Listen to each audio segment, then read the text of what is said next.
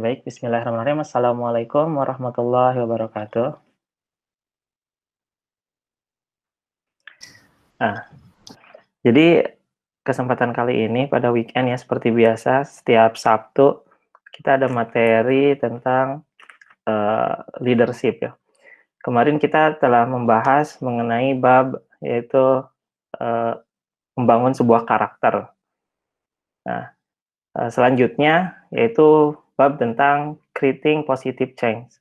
Artinya yaitu membawa perubahan yang positif. Oh ya, jika nanti teman-teman ada yang mau ditanyakan, ini kita open ya Q&A-nya. Oke, ini linknya ya.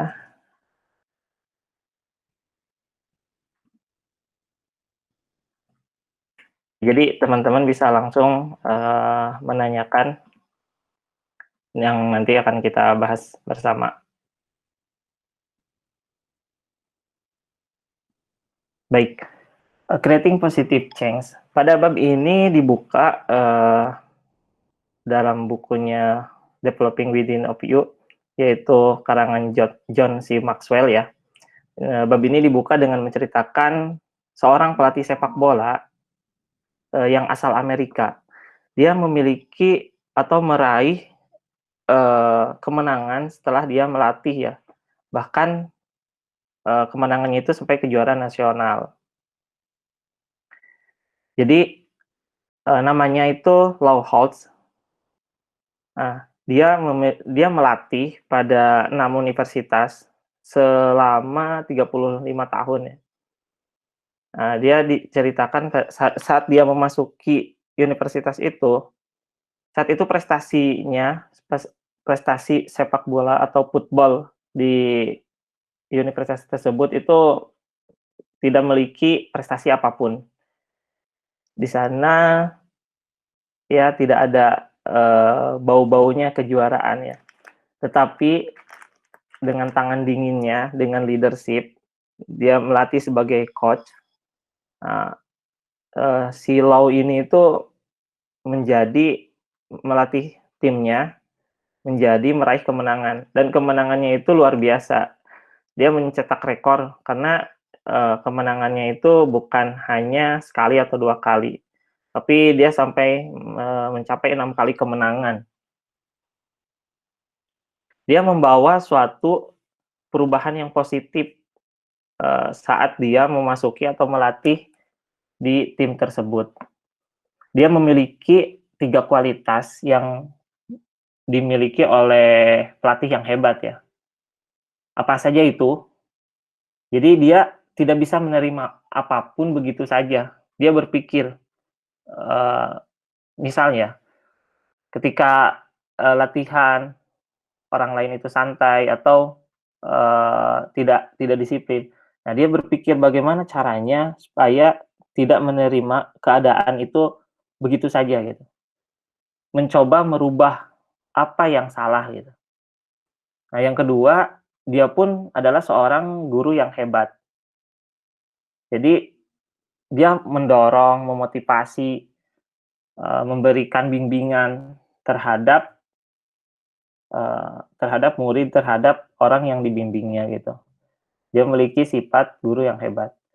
Yang terakhir, yang ketiga, dia memiliki, apa namanya, dia memiliki sangat karakter yang terorganisir. Misalnya tadi disiplin, terus penuh ketelitian, dia memiliki visioner yang jauh, yang panjang gitu, memiliki visioner yang positif gitu. Sehingga dia menciptakan budaya budaya yang, lingkungannya yang mungkin sebelumnya tidak meraih suatu kemenangan, dia ciptakan suatu perubahan positif yang dapat meraih kemenangan, gitu.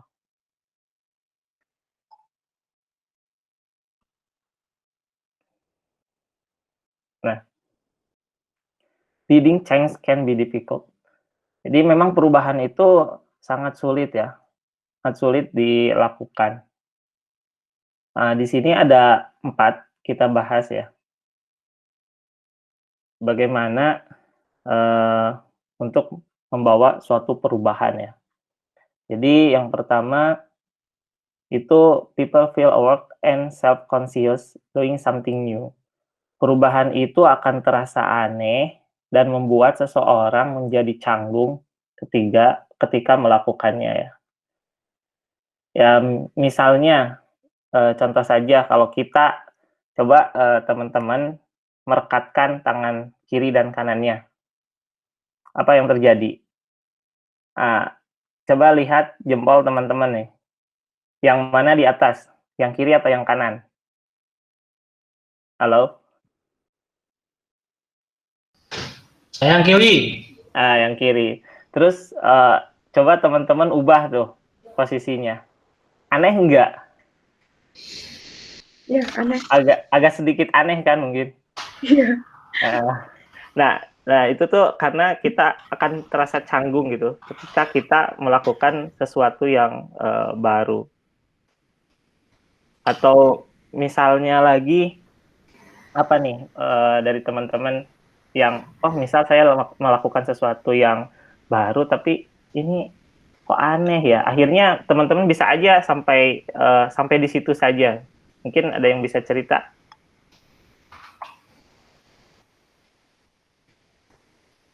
Halo? Ada siapa ini? Oh, dari Mas Diki. Mas Diki, coba Mas Diki. Pernah nggak melakukan sesuatu yang baru dan itu merasa canggung? Akhirnya, memutuskan untuk, ya udah berhenti atau memang, "Oh, ini memang sesuatu yang baru yang harus saya lakukan." Bisa cerita?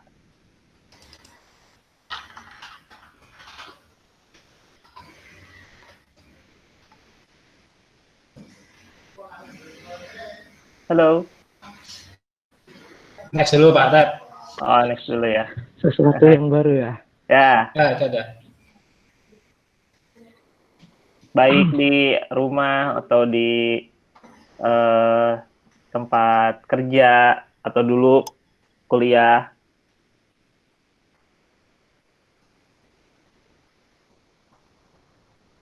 Atau bahkan sesuatu yang baru itu yang dipaksa gitu. Bisa diceritakan sih?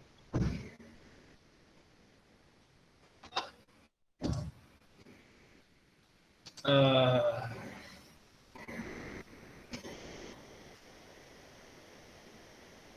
ketika berubah ya dari WFO menjadi WFH ya. Nah ya, menarik Itu menarik. kemarin Ya. cukup bingung karena ya harus beradaptasi ya dengan hal baru. Yang sebelumnya ngobrol itu tinggal ketemu. Nah ini tuh kadang-kadang masih sibuk gitu ya, masih ada kegiatan lain atau HP-nya nggak dipegang, seperti itu sih. Jadi WFO ke WFH ini ya sempat bingung sih di awalnya, sempat pesimis juga, tapi setelah beberapa lama ya jadi udah lebih terbiasa seperti itu. Oke. Impact-nya apakah lebih produktif atau?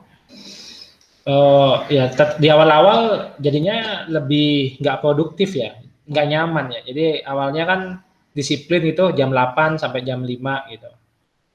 Ketika di itu sempat agak males-malesan sih, karena kan nggak punya kewajiban. Tapi malah sekarang ya malah lebih enak juga gitu, malah lebih pagi juga. Dan ternyata sih, oh ya malah lebih enak juga sih gitu. Sekarang sih jadinya normal lagi sih udah jam 8, jam setengah 8, jam 8, balik lagi sih udah. Awalnya doang bingung, tapi sekarang setelah terbiasa jadi enak sih. Oke. Ya, terima kasih. Jadi kemarin juga sama ya ketika, saya, pergi ke kantor gitu ya. Kan sekarang dalam keadaan new normal gitu. Jadi malah rasa canggung lagi ya mungkin karena, kita hampir 2 atau 3 bulan ini, WFH ya. Ketika berangkat ke kantor jadinya, males ya, malesnya di jalan. Wah, ternyata jadi macet lagi. Terus akhirnya capek yang biasanya mungkin WFH kita, duduk bekerja gitu tanpa harus, capek keluar dalam perjalanan gitu. Itu tuh akhirnya kemarin tuh agak tepar ya, karena mungkin macet gitu, pulangnya macet-macetan lagi, wah bikin males gitu. Mungkin, itu melanjutkan yang tadi ya. Jadi, memang suatu hal yang baru itu akan terasa aneh atau canggung. Eee, jadi kebanyakan orang sih lebih memilih zona nyaman ya. Jadi memilih dengan masalah yang lama daripada, memiliki solusi yang baru. Karena mungkin solusi yang baru itu, tidak diketahui sebelumnya. Misalnya, kita ada di Japan itu memiliki hari Jumat, hari berkualitas ya. Pertama-tama itu memang sulit ya, karena mungkin, kita udah sibuk dengan kerjaan, rutinitas sehari-hari, terus tambah lagi harus, kontribusi dalam mengikuti training gitu. Padahal itu untuk membangun, diri kita untuk bertumbuh agar nantinya kita memiliki, knowledge yang cukup luas lagi. Sehingga yang mana bila mana kita mengerjakan sesuatu task itu bisa, misal lama gitu, itu bisa menjadi lebih cepat lagi atau memiliki dengan cara-cara lain yang itu lebih efektif dan efisien. Oke lanjut ya.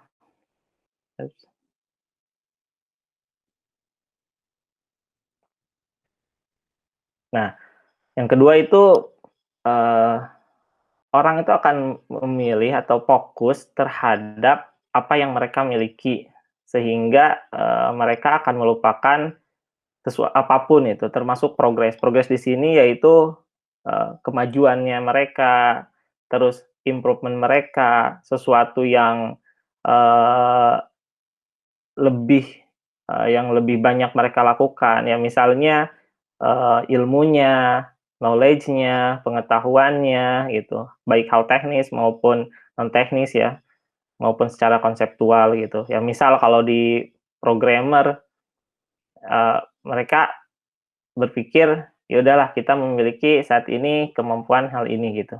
Ya bisa aja dengan kemampuan hal itu ditingkatkan lagi, menjadi lebih mungkin dari security test-nya, dari unit testing-nya, atau bahkan bisa mengembangkan sesuatu yang lebih besar gitu, dari apa yang saat ini, kita punya, gitu.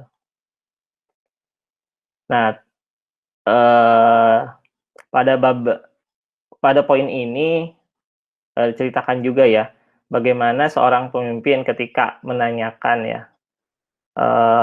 ada 2 pertanyaan. Yang pertama, ketika bertanya, bagaimana seorang, atau bagaimana, hal bagaimana ketika bagaimana orang mau melakukan perubahan atau, sorry, pertanyaannya ganti ya, apakah teman-teman mau berubah? Gitu. Apakah, teman-teman, siapa yang mau perubahan gitu. Nah di situ pasti ya semua orang itu ingin, berubah ya, dan semua orang mengangkat tangannya. Tetapi ketika pertanyaan kedua, siapa yang ingin berubah?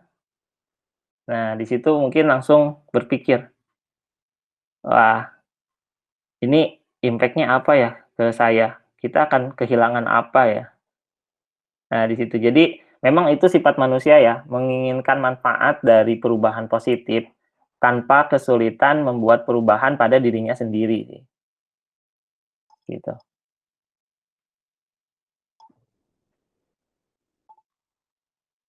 Terus, misalnya kayak dulu ya, kita punya, suatu corporate ya, company besar yaitu Nokia.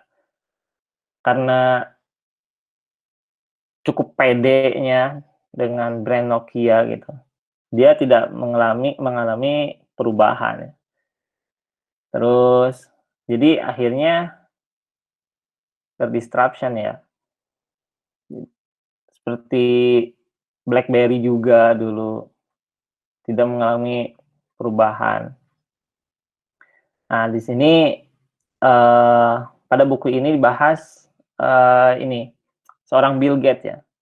Diceritakan bagaimana Bill Gates itu memiliki perspektif bahwa dia mengakui Microsoft ini tuh lama-kelamaan akan jadi usang ya, obsolete ya, misal dalam 3 tahun. Nah, pertanyaannya si Bill Gates ini, apakah kita yang akan menjadikannya usang atau orang lain yang akan melakukannya gitu. Apalagi sekarang teknologi ya, misal seperti ada Gojek gitu. Gojek kan mengalahkan yang konvensional ya, taksi, angkot, atau pangkalan ojek.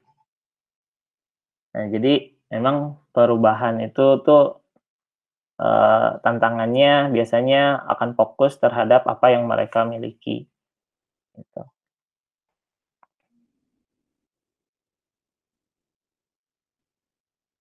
Ya. Selanjutnya, tantangan selanjutnya yaitu orang itu akan cenderung takut menjadi bahan tertawaan, ejekan, atau bulian gitu, ketika melakukan suatu perubahan. Contoh sederhananya ya, ketika masuk kantor misal. Nah, ketika masuk kantor kan jam 8 gitu. Nah, dia masuk misal setengah 8 lebih pagi gitu. Dibandingkan dengan teman-temannya yang masuk setengah 9 gitu. Nah, perubahan tersebut biasanya akan menjadi bahan tertawaan atau ejekan, atau bulian ya dari teman-temannya. Jadi bahan tertawaan. Padahal itu adalah hal yang bagus, dia lebih produktif itu ketika dia datang pagi, dia akan menjadi lebih produktif dalam melakukan pekerjaannya. Atau misal melakukan suatu hal yang orang lain tidak lakukan gitu. Nah, misalnya dalam hal ibadah, ketika adzan sholat tepat waktu gitu. Ketika orang lain nanti masih belum qomat atau nunggu yang lain gitu. Nah, itu kan menjadi bahan tertawaan atau ejekan. Nah, biasanya orang akan takut akan hal-hal yang itu ya. Kalau di buku ini diceritakan tentang seorang pemain basket ya. Dia itu jago mencetak bola, tetapi dalam dalam jarak yang pendek dia nggak bisa cetak bola, cetak poin dalam gaya bebas ya, maksudnya jauh gitu. Nah, di sini dia memakai cara yang disebutnya itu meniru orang lain gitu ya. Padahal di sana sah-sah aja gitu. Ada juga orang yang melakukan hal itu tidak berpikir, saya tidak peduli jika dibully, dan dia melakukan itu selama ia produktif gitu dalam mencetak poin tersebut. Tapi ada juga yang memilih, saya malu gitu, saya malu gitu, terus ya takut gitu kan. Jadi memilih hal yang produktif dan kembali ke kebiasaan lama gitu.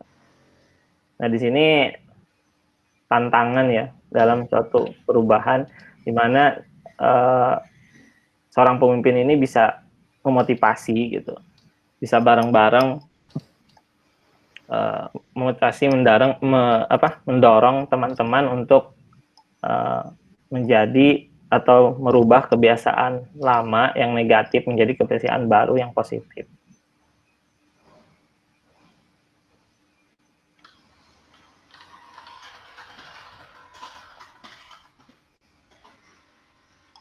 Nah, ini yang terakhir ya, pada point leading change can be difficult. Itu people personalize change and may feel alone in the process.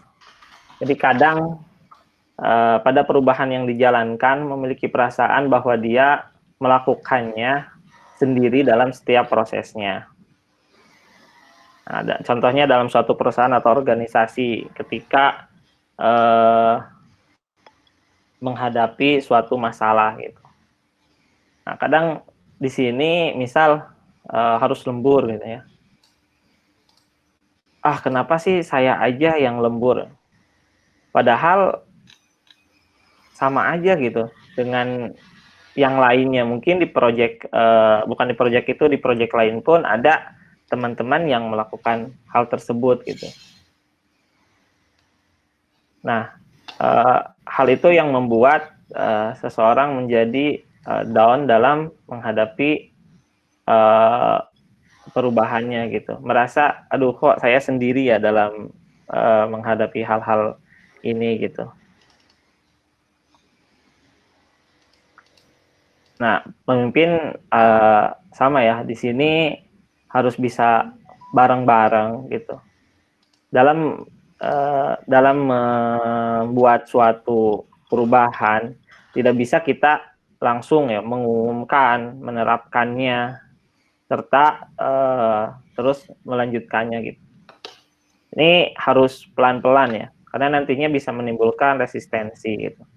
Mari pelan-pelan, terus memberikan motivasi, dorongan bahwa kita itu tidak sendirian gitu. Kita satu kesatuan, karena kita satu dalam suatu organisasi. Kita tidak sendirian dalam satu perusahaan, kita tidak sendirian juga gitu. Kita ada teman-teman yang lain gitu, ada rekan-rekan kerja yang lain gitu, ada atasan kita gitu. Jadi dalam suatu proses itu pada perubahan itu kita itu tidak sendirian gitu. Cuman perasaannya aja yang biasanya, oh ini kerjaan ini tuh kok kayak saya aja, kayak sendirian aja gitu. Nah, ada quote ya, di mana untuk seorang pemimpin itu bukan seberapa jauh Anda melakukan perjalanan yang ditempuh, tetapi seberapa jauh Anda dapat membawa rekan-rekan Anda atau orang yang dipimpin dalam kepemimpinan Anda dalam perjalanan itu gitu. Jadi kalau ingin cepat kan bisa sendiri ya. Nah, tapi bagaimana seorang pemimpin itu bisa membawa rekan-rekannya, orang-orang yang dipimpinnya itu perjalanannya sama dengan Anda, kayak gitu.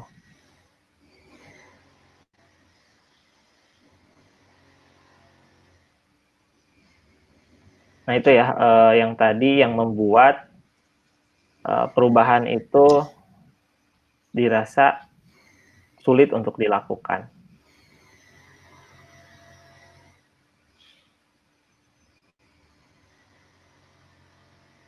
Nah, terus apa saja? Nah, ini dibahas ya.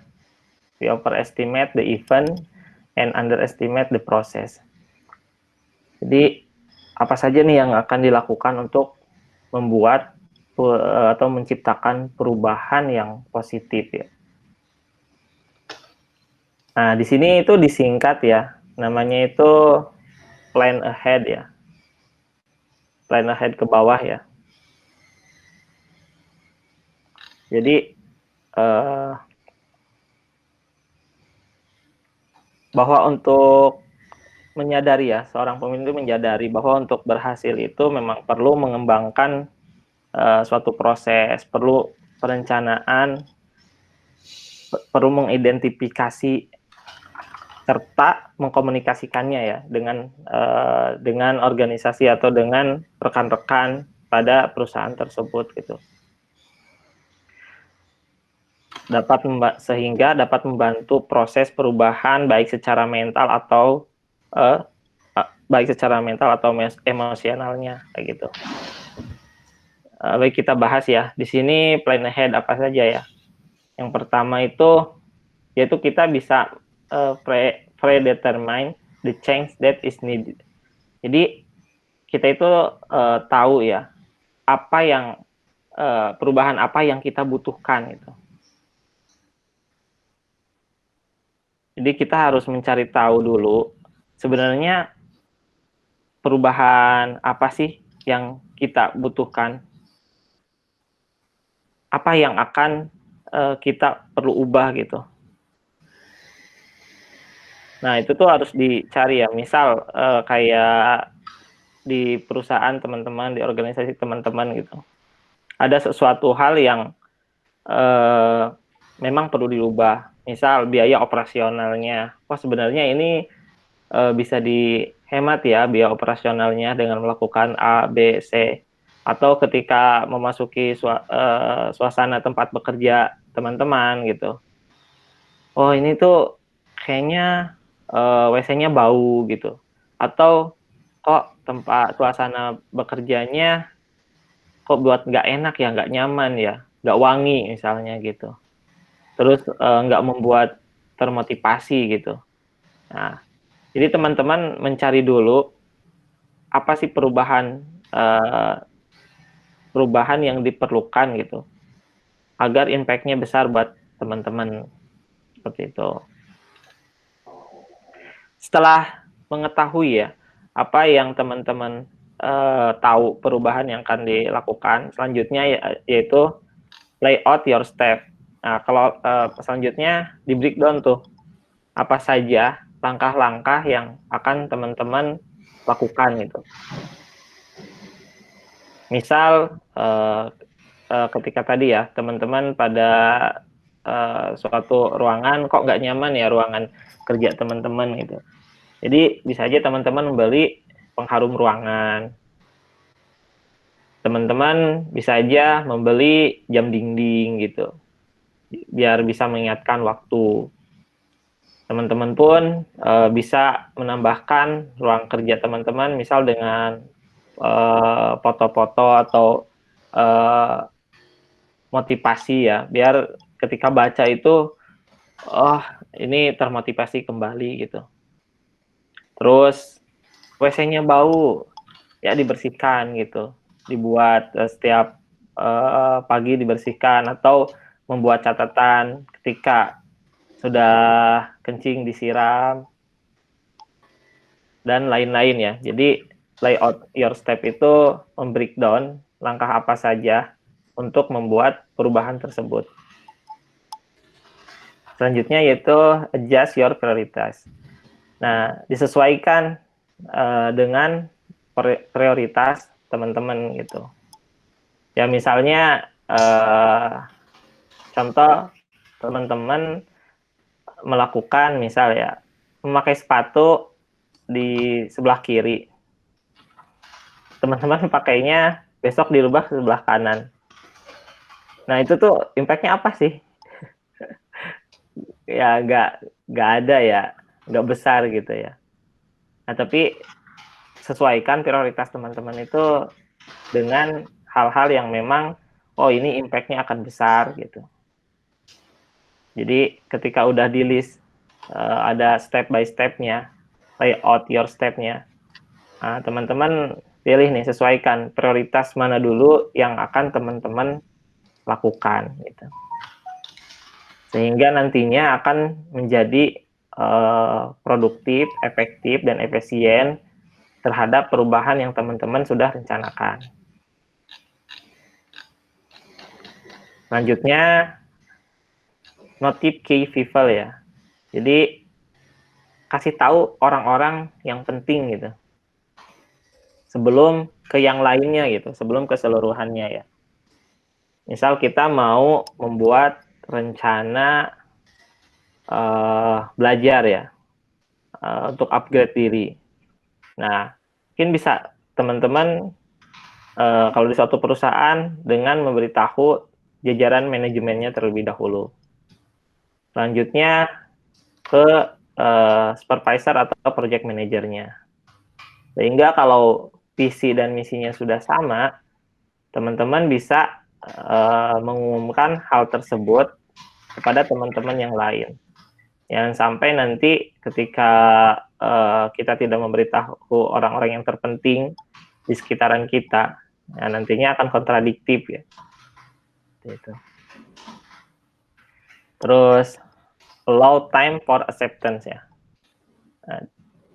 Nah, untuk allow time for acceptance di sini ada tiga poin. Yang pertama, slow down. Ya, jadi ketika menerima hal itu, teman-teman lakukanlah dengan apa ya namanya, tidak terburu-buru gitu, dengan pelan gitu, step by step gitu. Memang kita harus menunggu ya. Misal seseorang belum bisa gitu, belum bisa mengerjakan sesuatu, ya kita pelan-pelan memberitahukannya, coba step A dulu, selanjutnya step B, selanjutnya tambah bobotnya atau tambah kuantitasnya dalam melakukan suatu hal. Misal kita melakukan kamu orang ahli bangunan ya, misalnya harus membawa seluruh bata atau batu ini cepat gitu ya, atau membutuhkan waktu. Itu dikasih tahu ya, step by step-nya apa yang harus dilakukan gitu, cara perlahan. Terus yang kedua, komunikasinya itu yang jelas dan sederhana ya, sehingga perintah yang dilaksanakan itu bisa clear gitu. Definition of done-nya itu jelas gitu. Tidak ada debat di sana. Terus build in time for people to process idea. Jadi membangun ide pada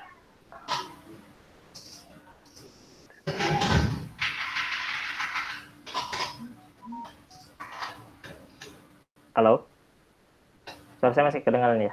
Masih. Ya, bangun waktu untuk memproses ide tersebut ya.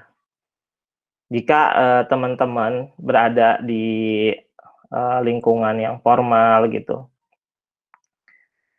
Anda perlu memberi atau menerima perubahan itu dalam misalnya ya, dalam mengembangkan agenda rapat gitu.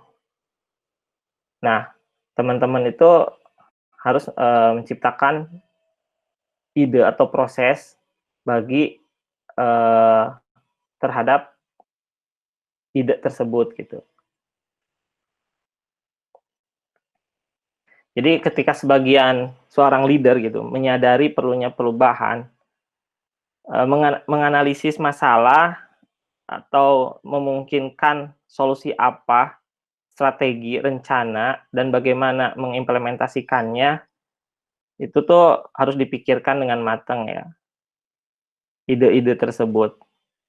Ketika sudah hal tersebut ada, mereka akan siap untuk bertindak gitu, untuk mencoba melakukan sesuatu tindakan sesuai dengan rencana yang telah atau ide yang telah kita bangun gitu.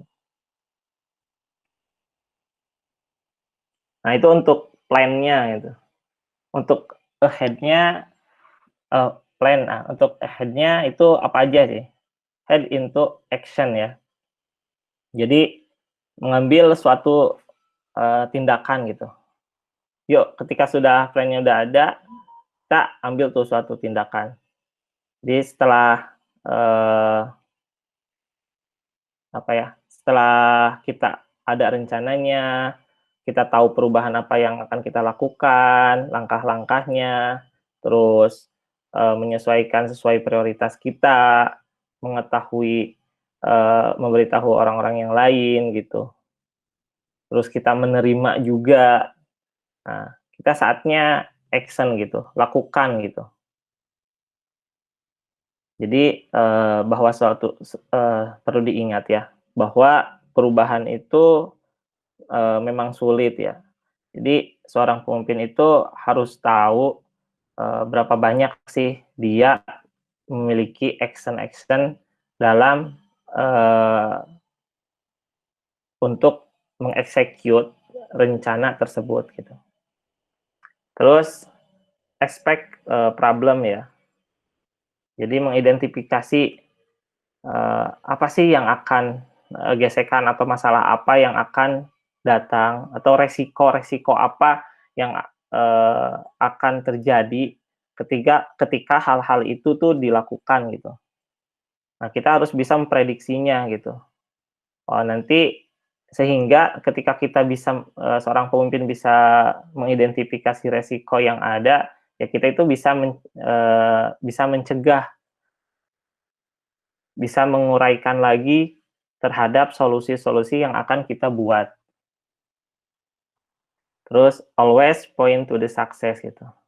Nah, kita harus membawa ya setiap apa yang kita ucapkan, apa yang kita lakukan, itu tuh poinnya itu poin sukses gitu. Jadi, bukan bukan, apa yang namanya sih, bukan negatif gitu, tapi poin-poin yang sukses.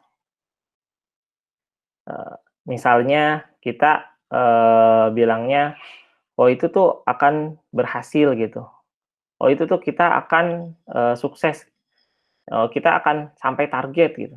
Nah, jangan, memberikan hal-hal yang negatif gitu, "Aduh kalau, begini nantinya susah nih, sulit nih," ya gitu. Jadi membawa poin-poin sukses dalam, eee, lingkungan, dalam perkataan yang kita gitu.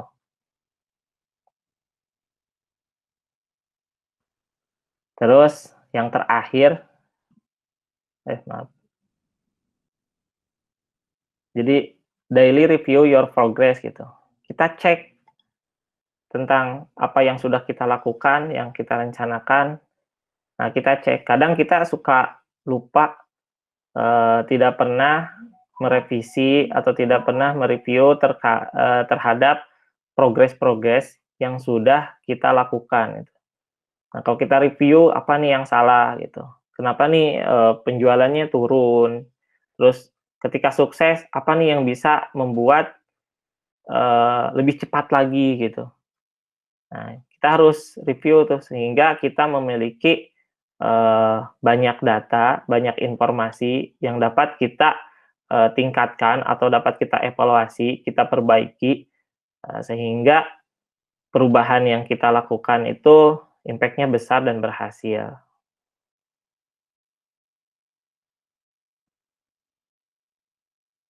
Nah, kita coba, tonton videonya ya.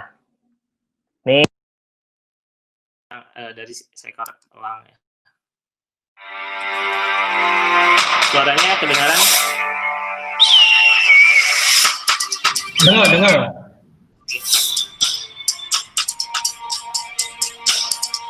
Proses perubahan elang.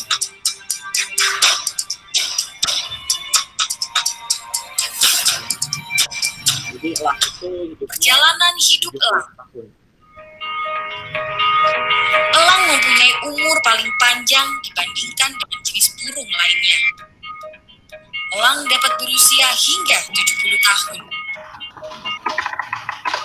Namun, untuk mencapai usia 70 tahun, elang harus melewati perjuangan yang berat.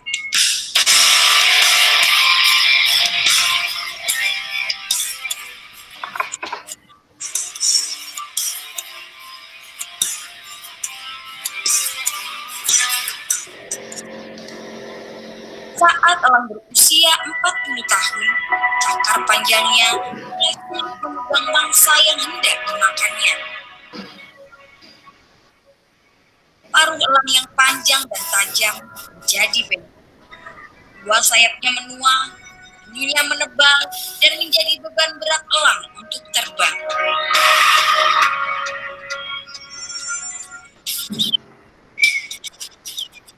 Dalam situasi seperti ini, elang dihadapkan dengan dua pilihan, yaitu mati atau mau menjalani proses perubahan yang menyakitkan selama 150 hari.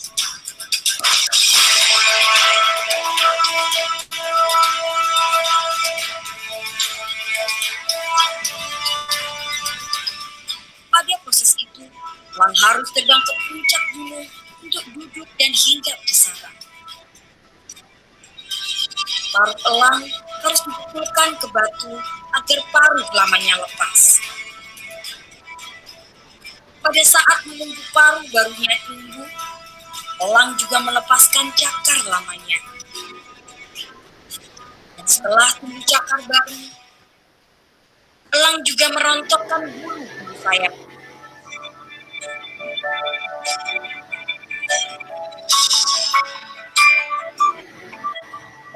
Setelah 150 hari berlalu, elang terlahir kembali dengan kemampuan terbang dan untuk hidup 30 tahun lagi.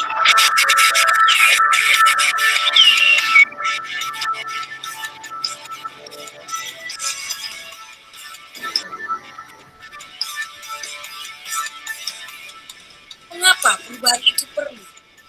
Seringkali untuk bisa bertahan dalam hidup, kita harus berani melakukan suatu proses perubahan. Ada saatnya kita harus membuang kenangan, membuang kebiasaan, dan semua tradisi kerja lama kita. Karena dengan terbebas dari beban masa lalu, kita akan mendapatkan banyak manfaat.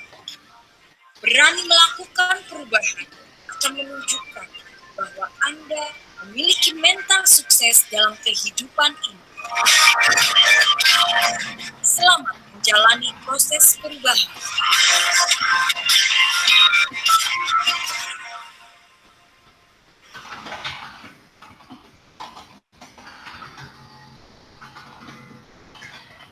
Jadi kita belajar ya dari seekor elang yang mana dia harus mengalami perubahan gitu. Karena seekor elang yang tadi diceritakan juga ya, dia mampu hidup 70 tahun. Apakah dia harus memilih ya? Dia harus berubah atau dia mati gitu. Karena paruhnya yang sudah tidak bisa menggenggam makanannya, terus cakarnya juga, bulu-bulunya gitu. Jadi dia memilih untuk pergi ke gunung gitu. Dia harus bertahan, dia harus menerima kesakitan, baik dari paruhnya, cakarnya, dan dia melepaskan bulu-bulunya sehingga dia menjadi sesuatu yang baru gitu. Sesuatu yang siap untuk hidup selama 30 tahun selanjutnya.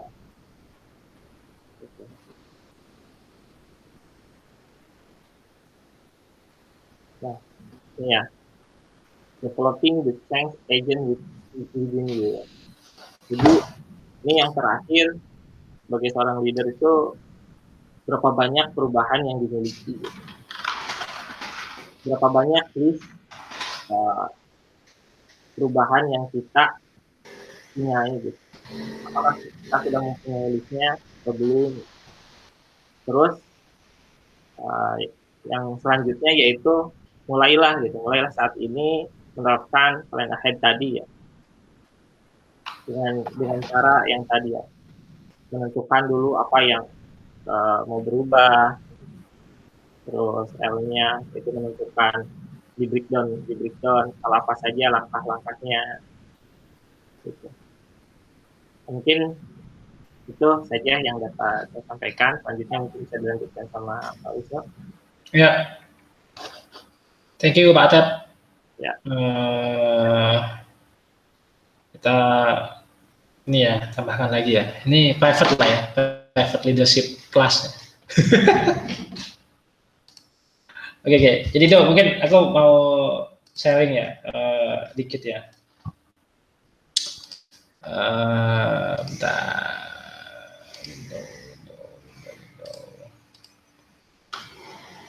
Ya, nampak ya. Ya. Jadi kan ini topiknya itu kalau di babnya ini adalah ultimate test of leadership gitu. Jadi kapan sih tesnya seseorang tes leader itu diuji gitu. Jadi kan setiap itu kan pasti ada ujiannya gitu. Mau jadi programmer ada ujiannya kan, ngoding gitu misalkan kan. Kalau mau misalkan istri itu kesetiaannya diuji gitu kalau misalkan ditinggal ke luar kota, kayak gitulah. Nah, jadi anak itu ujiannya apakah patuh sama orang tua atau tidak gitu, apakah berbakti sama orang tua sama tidak, itu ujiannya. Nah, kalau leader ujiannya itu adalah ketika membawa sebuah perubahan ya. Ya, sama tadi ya, anak ujiannya itu berbakti apa tidak. Nah, itu ada dua hasil kan kemungkinannya kan. Iya, dia berbakti atau tidak, dia tidak berbakti kayak gitu kan. Ujian programmer pasti ada dua ujiannya, lulus jadi programmer atau nggak lulus jadi programmer. Nah, kalau perubahan ini tuh kemungkinan dua gitu. Diterima secara positif gitu ya. Atau yang kedua negatif. Jadi perubahan itu bisa jadi lebih baik atau bisa jadi lebih buruk. Karena kan kita ada di zona nol ya. Kondisi saat ini tuh nol. Ketika berubah itu bisa jadi lebih baik gitu. Tapi bisa juga jadi lebih buruk. Nah, karena tugasnya leader itu bukan posisi ya. Kita ulang lagi bahwa leader itu bukan posisi. Leader itu bukan masalah tentang jabatan. Tapi pengaruh ya. Jadi orang dari zona diam berubah itu hebat, berarti dia punya pengaruh. Kalau orang itu tidak berubah, ya sama aja berarti. Nggak ada pengaruh. Tapi ketika orang itu berubah, ada perubahan, ada pengaruh. Nah, ini bisa jadi positif, bisa jadi negatif. Nah, di topik ini ya kita fokus ke create positive change. Nah, kita simulasikan ya. Jadi change itu kan macam-macam ya. Jadi misalkan kalau dalam sebuah organisasi pindah ganti struktur gitu kan namanya. Ganti struktur organisasi.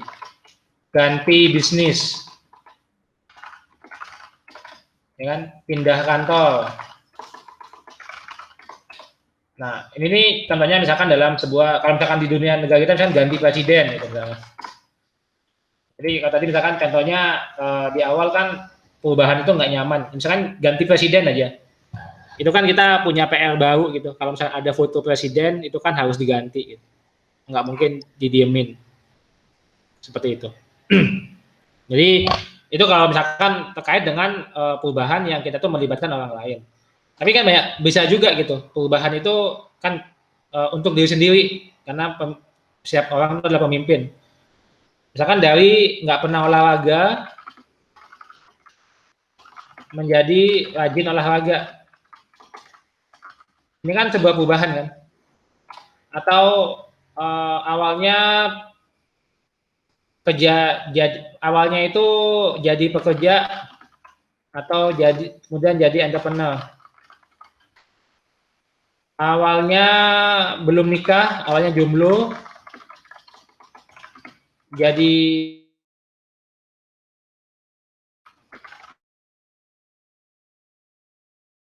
ada banyak perubahan lah seperti itu.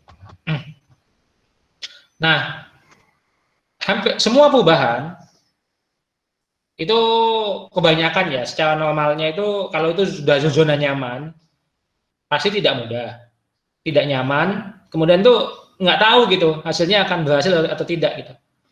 Kalau tidak mudah, tidak nyaman, ya ini mungkin setiap orang bilang lah, oke lah gitu, wajar segala macam. Tapi yang bikin ragu-ragu itu kan kadang-kadang kan tidak tahu hasilnya akan berhasil atau tidak gitu. Saya kalau olahraga emangnya bakalan jadi sehat? Belum tentu sih. Bisa jadi olahraga terus tapi tetap sakit-sakitan gitu. Atau kalau misalkan saya jadi entrepreneur, apakah akan jadi lebih kaya gitu? Apakah penghasilannya akan jauh lebih meningkat gitu? Belum tentu juga sih gitu. Apakah misalkan kalau saya menikah, saya akan lebih bahagia gitu? Saya akan ada yang ngurus gitu? Belum tentu gitu. Bisa jadi iya ada yang bantuin gitu ya, istri kita membantu kita banyak, atau malah enggak gitu. Istri kita ternyata setelah menikah baru tahu ternyata manja gitu, minta diurusin segala macam. Nah, jadi perubahan itu nggak mudah, nggak nyaman gitu ya. Kemudian ya menakutkan gitu ya, karena kita nggak tahu gitu hasilnya akan berhasil atau tidak. Nah, Terus gimana caranya gitu ya? Ketika kita tahu, tapi kita tetap harus melakukan perubahan ya. Ini kan kita hidup itu nggak boleh stagnan ya, harus terus berubah. Ya kalau misalkan kita ke hadisnya ya, orang yang sama dengan dengan hari sebelumnya, dia orang yang merugi. Kalau hari ini lebih buruk daripada hari sebelumnya, itu kita orang yang celaka. Tapi kalau misalkan hari ini itu lebih baik daripada hari sebelumnya, yaitu orang yang beruntung. Jadi sebenarnya di sisi agama pun kita disuruh untuk selalu berubah gitu. Manusia itu nggak boleh stagnan. Harus dari waktu ke waktu itu jadi lebih baik. Tetap itu nggak boleh. Ya jadi itu boleh sih tetap sih. Tapi disebutkan kalau misalkan di itunya itu merugi gitu. Karena sama posisinya. Jadi harus semangatnya untuk terus berubah. Nah terus gimana caranya untuk berubah ya? Di buku ini disebutkan ya ada 4 langkah ya untuk berubah. Plan, communicate, help, action ya. Yang pertama tadi udah dijelaskan ya. Jadi rencanakan. Saya mau menikah misalkan, dari jomblo mau menikah, ya direncanakan gitu. Kapan mau menikahnya? Bulan depan, minggu depan, atau kapan? Dengan siapa? Itu direncanakan. Habis itu dikomunikasikan gitu ya. Saya akan menikah dengan si A gitu misalkan. Ngomong ke keluarga kita, ngomong dengan keluarganya si A dan segala macam.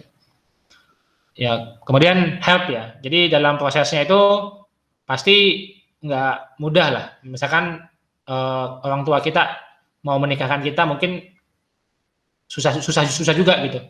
Nggak punya duit itu misalkan. Ya kita harus punya aksi, harus bisa membantu gitu.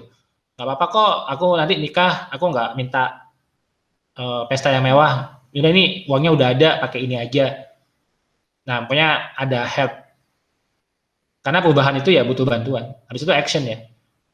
Ayo nikah ya. Udah ngomongin mau nikah tapi nggak nikah gitu. Ya nggak akan berubah statusnya. Dalam kondisi perusahaan juga kayak gitu ya. Jadi kita mau berubahnya kayak mau jadi kayak gimana gitu. Mau omsetnya 5 miliar menjadi 50 miliar. Itu punya plan gitu. Kita mau berubah nih jadi 50 miliar. Habis itu plannya apa? Nah, plannya itu ya dikomunikasikan gitu. Kita akan untuk mencapai 50 miliar, step by step-nya itu ini gitu. Kalau misalkan dalam konteksnya perusahaan itu ya bisa pakai framework macam-macam ya. Bisa pakai business model canvas, atau pakai SWOT, atau pakai ya good to great framework, kayak gitu kan. Nah, itu dikomunikasikan. Oke, jadi step-stepnya dari 5 miliar menjadi 50 miliar, kita itu harus merapihkan operasional. Habis itu kita akan jualan service kita package baru, ada value added baru yang kita tambahkan. Ada warranty baru yang kita janjikan. Ada klien baru yang akan kita sasar. Ada segmen baru yang akan kita create dan sebagainya. Itu dikomunikasikan. Nah, terus tadi ya help ya. Jadi change. Jadi misalkan dari 5 miliar menjadi 50 miliar, pasti ya kan awalnya kan cuma 5 miliar gitu. Pasti nggak bakalan bisa lah ujuk-ujuk gitu, langsung gitu. Ada yang mungkin nggak sanggup. Atau kalau misalkan usahanya susah dibayangkan, misalkan lari gitu ya, jogging. Jogging orang lari 5 kilo itu nggak semua orang bisa gitu. Itu berat gitu. Nah, makanya di help gitu, dibantuin. Ayo semangat larinya gitu ya, disemangatin. Habis itu nanti dikasih masukan. Nanti kalau mau lari itu jangan makannya ya 2 jam lah atau jadi supaya nggak sakit perutnya. Atau makan malamnya sebelum pagi-paginya itu tuh diperbanyak karbohidratnya supaya besok larinya kuat. Seperti itu. Nah, jadi plan, communicate, help, action. Nah. Jadi seperti itu ya. Jadi perlu change itu ada plan, communicate, habis itu help ya. Karena bisa jadi ada orang yang dia tuh nggak sanggup gitu. Karena perubahan itu kan tadi itu kan perubahannya pasti lebih baik, lebih besar, lebih cepat, lebih mudah, lebih nyaman dan sebagainya itu. Tapi mau sih hasilnya gitu. Tapi dalam prosesnya itu nggak mudah. Nah, habis itu ya harus action ya. Jadi jangan sampai nanti tak bantuin deh lari gitu. Nanti tak temenin larinya gitu. Tapi ternyata nggak ditemenin larinya gitu. Ya nggak ada action. Ya perubahan nggak akan terjadi. Sama misalkan dalam membangun perusahaan 5 miliar menjadi 50 miliar seperti itu. Nah, itu tuh apa namanya? Dari 5 miliar menjadi 5 miliar 50 miliar, ya itu kalau misalkan cuma diobrolin doang, cuma di plan doang, dikomunikasikan doang, janji-janji bantu-bantu doang, tapi nggak dilalui prosesnya, nggak ada action, ya perubahan itu nggak bakalan pernah terjadi. Nah, habis itu, oke, berubah lagi, oke, action gitu kan. Nah, actionnya apa gitu ya? Ya ini ada juga gitu ya. Jadi actionnya ya pertama tentukan gitu, identifikasi perubahan apa aja yang diperlukan gitu. Misalkan mau lari 5 km, saat ini mampunya berapa? 1 km. Oke, kebiasaannya gimana? Oh, latihannya bisanya kapan? Ya saya dulu bisanya cuma 1 minggu 1 kali gitu. Oh ya udah sekarang diubah, harus dialokasikan setiap hari, mengalokasikan waktu setengah jam untuk latihan seperti itu. Jadi ditentukan apa aja. Berarti itu perubahannya dari 1 jadi 5 km. Habis itu harus ada perubahan jam juga, durasi latihannya itu ditentukan apa aja. Kemudian ya layout your step. Oke, tadi itu perlu ya setengah jam setiap hari itu harus dilakukan. Tapi kan aku nggak bisa selama ini mengalokasikan waktu setengah jam setiap hari. Nah, ya kita harus layout ya, your step-nya gitu. Oh ya, oke, apa ya? Ya? Mungkin yang perlu dilakukan adalah ini. Aku biasanya tidur, habis bangun tidur lagi gitu. Oh ya udah, berarti habis bangun subuh nggak boleh tidur lagi, lari langsung. Gitu. Kemudian ya adjust priorities gitu. Nanti muncul tuh. Udah nggak tidur tuh. Habis itu kan ini bener po, mau lari lebih penting gitu. Kan bisa jadi lebih penting lagi mandi, sarapan, nyiapin sarapan atau main sama anak segala macam. Oh enggak, ini kan ini targetnya adalah 1 kilometer menjadi 5 kilometer. Dan ini butuh latihan 30 menit setiap hari. Seperti itu. Nah, terus habis ketemu ya notify gitu, key people. Ya misalkan mau lari dari 1 kilo menjadi 5 km dan tadi itu akan ada perubahan setiap pagi akan lari 30 menit setiap hari gitu untuk mencapai target itu. Notify key people-nya gitu. Ya mungkin kita komunikasikan kepada istri atau ibu gitu. Istriku gitu. Aku mau berubah nih, bisa lari 5 km. Ini butuh latihan 30 menit. Boleh nggak aku setiap pagi aku lari gitu. Kan Mas tidur biasanya, kamu kan tidur habis subuh biasanya gitu. Enggak, aku udah nggak bakal tidur lagi habis subuh gitu. Oh, kalau gitu kenapa nggak bantuin nyiapin anak-anak, bantu nyiapin rumah gitu. Enggak, ya itu dikomunikasikan lah, di notify key people-nya gitu. Karena kalau itu nggak terkomunikasikan, ya bisa jadi ada masalah gitu. Nah, habis itu ya allow time for acceptance gitu ya. Jadi lari, tadi misalkan lari setiap hari 30 menit, itu misalkan besok gagal gitu, besok ketiduran lagi gitu. Ya slow down lah, santai gitu. Perubahan itu tidak bisa dibuat dalam satu malam. Bilang tiap hari jangan tidur, wah itu susah sih. Ya mungkin dalam 1 minggu 6-7 hari gitu ya. Ya mungkin gagal 2 hari masih oke lah gitu. Jadi 5 hari jalan, lari, 2 hari ketiduran gitu. Ya tapi besok minggu besok diperbaiki lagi ya. Gitu. Terus make your communication clear and simple gitu. Misalnya tadi ngomongin ke key people-nya gitu. Ini mau ngapain sih kok lari-lari segala macam gitu. Nah, kita belibet gitu ngomongnya apalah gitu. Misalkan, oh ini menurut teorinya jogging ini akan membuat kita jadi sehat, bla bla bla. Panjang ceritanya, atau nggak ngerti, udahlah bantuin nyiapin sarapan aja daripada ini gitu. Kan bisa. Oh, mungkin aku aku tuh pengen sehat gitu. Ini aku sekarang kalau nggak olahraga, lemes badanku pas kerja. Jadi aku butuh olahraga. Simple. Ya, in time for people to process ideas gitu. Jadi misalkan juga masih tadi meyakinkan istri gitu untuk lari setiap hari itu nggak mudah gitu. Tetap ini lebih penting dong, bantuin aku masak nih. Nah, ya terus disampaikan idenya, kenapa sih kok kita mau melakukan perubahan ini. Nah, head into action ya action gitu. Udah bilang kalau misalkan mau lari tiap pagi gitu ya, lari gitu tiap pagi, jangan banyak alasan lagi gitu. Nah, itu simple sih. Terus ya expect problem. Jangan berharap, tadi udah disampaikan ya di awal bahwa perubahan itu tidak mudah, tidak nyaman. Tidak tahu juga hasilnya gitu. Jadi kan ternyata lari ternyata bisa jadi kan cedera gitu. Tuh kan jadi lari malah jadi nambahin lagi kerjaannya, malah lari nggak bisa, ya sekarang malah nggak bisa bangun dari tempat tidur karena cedera segala macam gitu. Ya problem itu memang bakalan ada. Nah, terus berikutnya adalah always point to the success ya.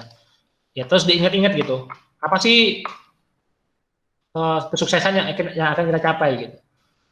Nanti kalau misalnya bisa lari 5 km, wah ini badan saya fit gitu ya, tekanan darah normal, gula darah normal, saya bisa bekerja dengan lebih maksimal, lebih kreatif, lebih bersemangat, penghasilannya meningkat, bisnis lebih baik, dan lebih bahagia gitu. Nah ini terus perubahan itu ya tadi itu, perubahan itu nggak mudah ya. Perubahan itu butuh waktu, butuh usaha, butuh semangat. Nah, direview gitu progresnya. Caranya gimana ya? Talk about the change clearly gitu. Ini kok nggak ada perubahan ya? Istriku marah-marah nih, tidak mendukung ideku untuk berlari gitu. Ya mungkin nggak jelas gitu. Apa sih tujuanku pengen lari tiap hari gitu?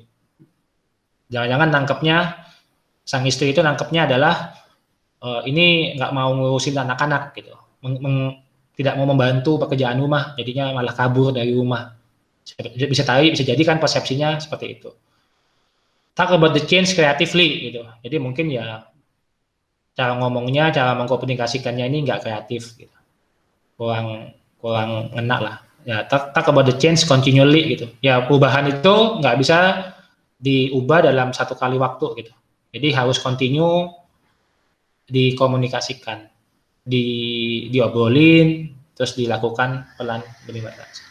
Ya mungkin itu ya tambahan dari saya ya. Tadi kalau dari saya sih ininya kayak gini sih. Jadi perubahan itu ya harus lebih baik ya. Perubahan itu menuju usaha kita untuk menjadi lebih baik. Semangatnya apa? Tadi itu sih. Hari ini kalau sama, rugi. Hari ini kalau lebih buruk, celaka. Hari ini kalau lebih baik, ya itu baunya namanya beruntung. Jadi harus lebih baik dari waktu ke waktu. Ya, change itu nggak mudah, nggak nyaman. Habis itu nggak tahu hasilnya gitu, bisa berhasil atau tidak gitu. Nah, caranya berubah, ya ini ada 4 langkah gitu ya. Plan, communicate, help, action. Nah, untuk actionnya, ya tadi itu sih ditentukan gitu, perubahannya apa aja yang harus diubah.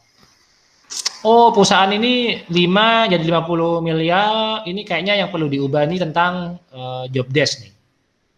Struktur organisasi. Oh, bisa juga ini yang perlu diubah adalah teknologi atau bisnisnya, model bisnisnya, atau produknya, atau servisnya. Oke, ini berarti restrukturisasi. Existing team mau diposisikan kemana? Mau rekrut orang seperti apa? Siapa yang masih cocok, siapa yang nggak cocok. Nah, ini disiapin. Prioritas. Kasihan, nggak jelas apa. Nah, tapi prioritasnya apa? Ya, ini mungkin ada banyak constraint lah. Itu dipikirkan. Notify key people gitu. Siapa ya yang bisa bantu untuk perubahan ini? Gitu. Siapa tim kunci yang bisa membawa perubahan dari 5 miliar menjadi 50 miliar gitu misalkan. Low time for acceptance gitu.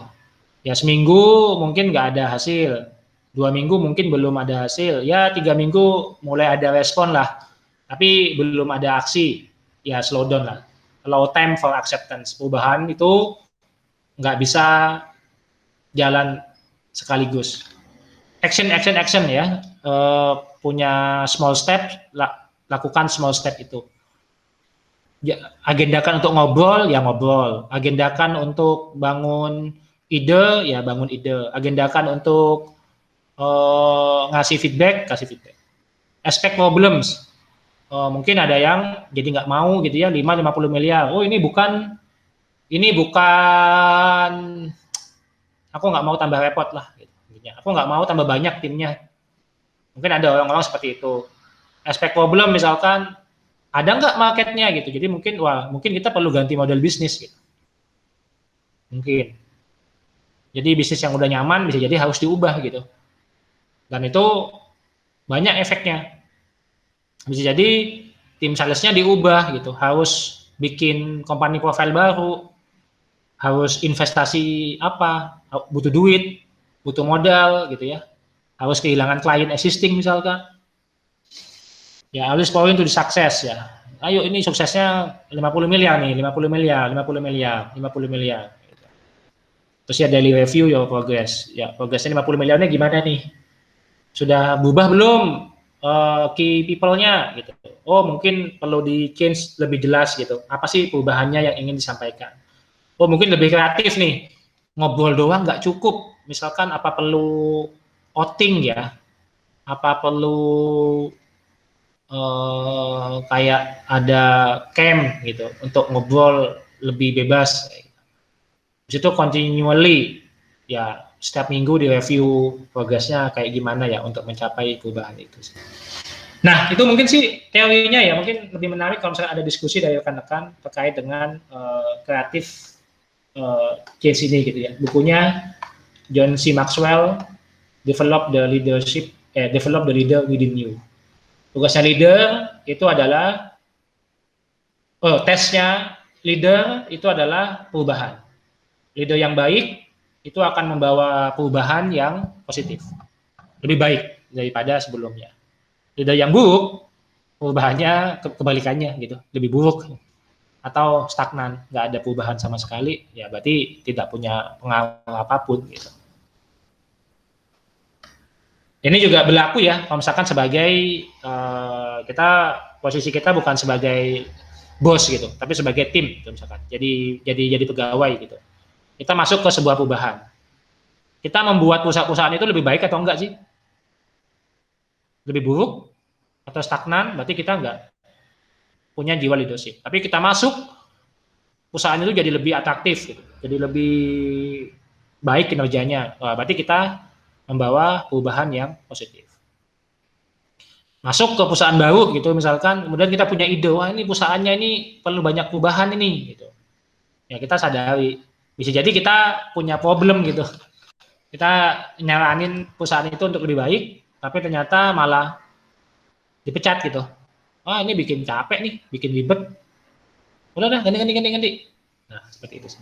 Mungkin silakan kalau ada yang mau didiskusikan oleh rekan-rekan untuk meningkatkan jiwa leadership kita.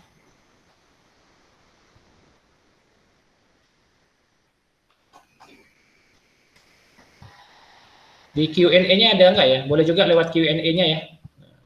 Lewat Q&A. Mana sih adik Q&A-nya itu? Hilang.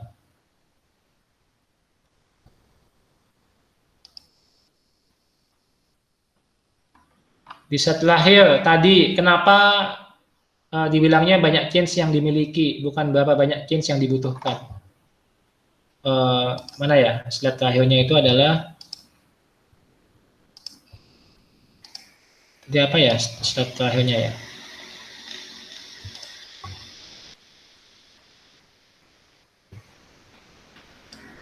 Slide terakhirnya itu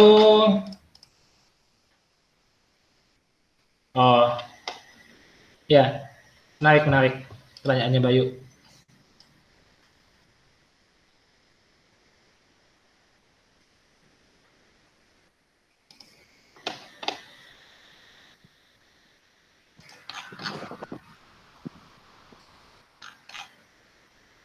Jadi di sini ini kan apa namanya, developing the change agent within you gitu.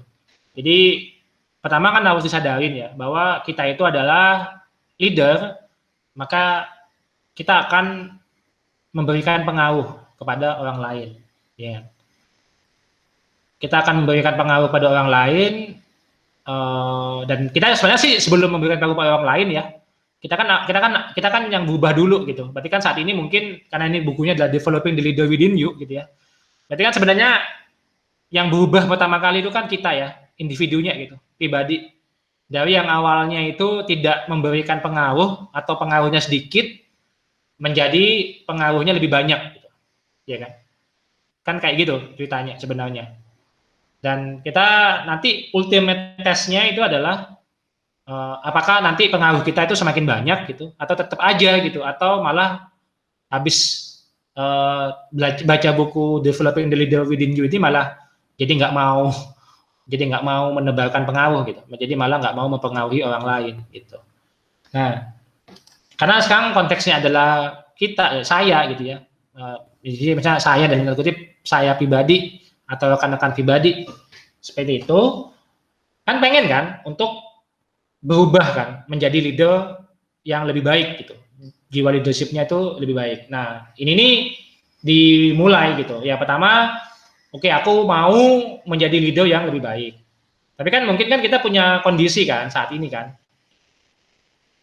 kita pengaruh kita kayak gimana sih, udah banyak atau sedikit, atau enggak, kita nggak punya pengaruh. Simpelnya kayak tadi deh, lari gitu kan, itu sama ya, mau lari 5 km. Nah saat ini berapa? Saat ini 1 km sanggupnya larinya. Berarti kan kita tahu ada change yang ada selisih 4 km. Change 4 km yang harus kita kejar, yang harus kita rubah. Nah gitu sih, how much change do you have as leader? Tadi itu leader, mungkin tadi itu kan tadi udah ada step-stepnya gitu ya. Untuk melakukan perubahan itu tuh menentukan perubahannya apa aja, layout, adjust prioritas, habis itu allow time for acceptance. Nah, mungkin 1, 2, 3, 4 ini kita sudah mampu gitu. Oh ternyata yang allow time for acceptance ini yang masih kurang, masih suka buru-buru gitu, maunya 1 hari sekali ngomong langsung selesai. Habis itu stres kalau misalkan tidak tercapai. Nah ini mungkin, oh ini yang perlu aku berubah. Atau selama ini nggak expect problem gitu misalkan.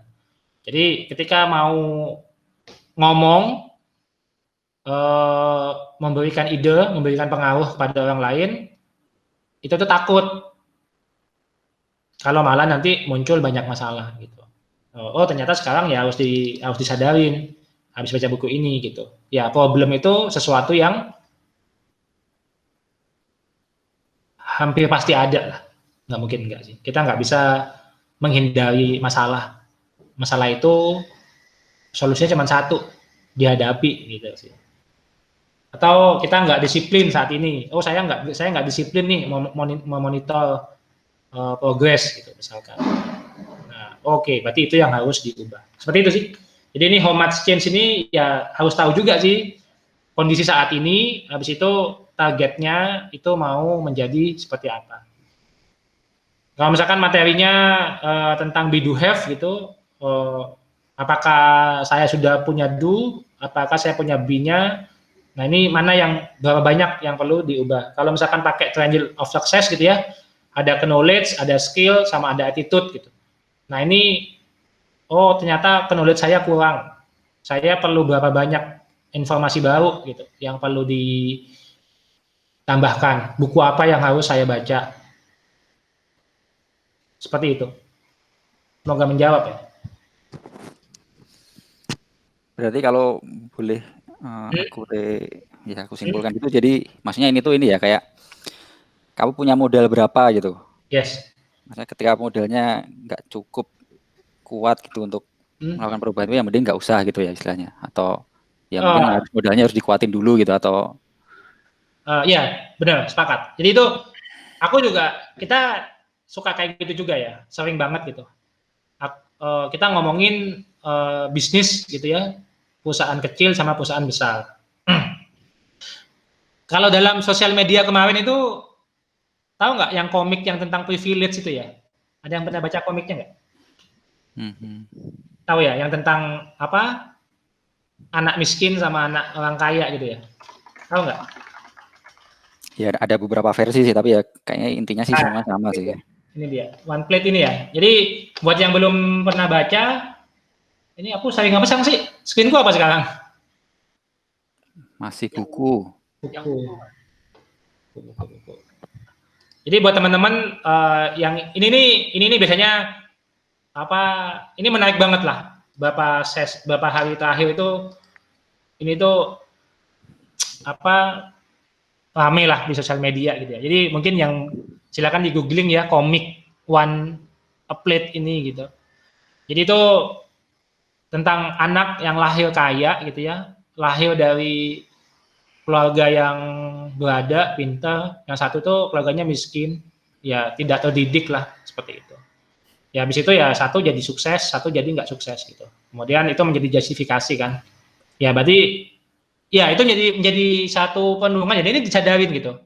Kita di posisi saat ini itu tuh nggak ujuk-ujuk gitu. Kita nggak ujuk-ujuk kayak gini. Itu tuh ya ujuk-ujuk gitu. Tapi ini kan kita punya latar belakang ekonomi ya. Kita punya latar belakang orang tua kita. Kita punya latar belakang di mana kita tinggal dan dibesarkan. Dan itu tuh membentuk kita gitu. Nah, sekarang balik lagi ya, jangan tadi udah disebutin juga di bukunya, jangan fokus ke hasilnya sih, tapi fokus ke pertumbuhannya, menuju ke progresnya. Asumsinya gini, dapat untung 1 juta sama dapat untung 10 juta, lebih bagus mana?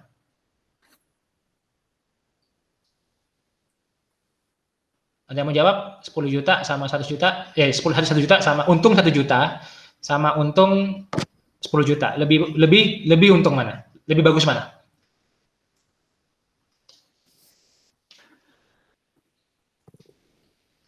Secara kasat mata ya, secara sekilas ya 10 juta. 10 juta, oke. Ya, berarti kan 1 juta pasti lebih untung yang 10 juta.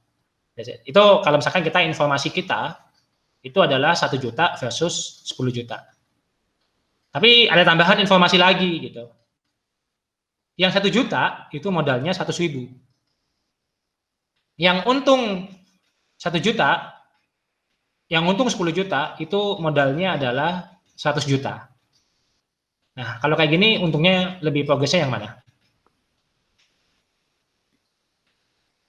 Nah, itu mungkin akan berubah ya. Nah, mungkin berarti yang modal 100.000 dong. Udah dapat 1 juta gitu. Yang ini modalnya 100 juta malah cuma dapat 10 juta, malah rugi gitu. Malah nggak balik modal. Seperti itu. Nah, jadi balik lagi ya, change ini itu jangan dilihat hasilnya. Tapi selisihnya. Jadi selisihnya. Karena tiap modal tiap orang itu beda-beda. Nah, jadi kalau misalkan kata-kata lain lagi itu ya, misalkan kita dari Jogja gitu, kita mau ke Bandung. Nah, kita kan punya banyak cara ya ke Bandungnya ya. Ada yang bisa naik pesawat, naik kereta api, naik bis, jalan kaki, naik sepeda, naik motor. Tiap orang pasti beda-beda. Ada yang punya duit sehingga dia itu bisa naik pesawat. Tapi ada orang yang nggak punya duit, dia itu bisa jalan cuma jalan kaki. Nah, di sini yang penting sekarang sampai ke Bandung nggak gitu. Siapa yang sampai ke Bandung gitu? Orang yang punya modal, punya duit, tapi dia nggak berangkat ke Bandung, ya dia nggak bakal nyampe Bandung. Tapi ada orang nggak punya duit, tapi dia jalan kaki, ya dia nyampe ke Bandung juga lama. Jadi bisa juga dia nggak punya duit, tapi dia mau ke Bandung, misalkan dia kerja atau dia pinjam duit, sehingga dia bisa ke Bandung dengan lebih cepat. Seperti itu. Jadi bukan kalau nggak punya modal, terus nggak pergi ke Bandung, itu artinya dia menyerah sama problemnya ya. Tapi ya udah gitu, diputuskan tujuannya mau ke Bandung, mau jalan kaki bisa, nanti nyampe lah pelan-pelan asalkan nyampe, atau lebih cepat dong ke Bandungnya gitu, pinjem duit, yang penting sampai ke Bandung, nanti dibayar di Bandung, cari duit lah di Bandung, seperti itu sih. Menjawab nggak ya? Ya. Menjawab. Jadi ini justifikasi ya. Jadi ini komik ini tuh, ya teman-teman nanti baca komiknya ini ya. Ini tuh menurut saya bisa menggambarkan sih ya. Kita mau jadi orang yang permisif gitu ya. Ya aku memang orang miskin gitu. Aku nggak bisa jadi kaya. Atau enggak juga gitu. Aku bisa jadi kaya. Nah, kalau di buku Developer Agent of Change ini, ya tadi itu, titik tengahnya adalah allowing time for change ya. Jadi kalau di buku ini, solusi dari problem yang tadi itu adalah allowing time. Jadi tadi itu, itu orang kaya, dia bisa naik pesawat ke Bandung. Aku nggak bisa ke Bandung gitu. Padahal sebenarnya kan harusnya kan dia bisa bilang kan, oh iya dia bisa ke Bandung dalam 1 jam, dia naik pesawat karena dia punya duit.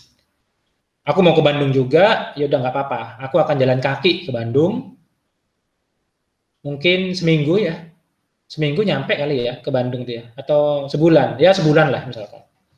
Ya udah nggak apa-apa lah, sebulan yang penting aku juga akan sampai ke Bandung. Nah, di situ sih perbedaan mindsetnya ya.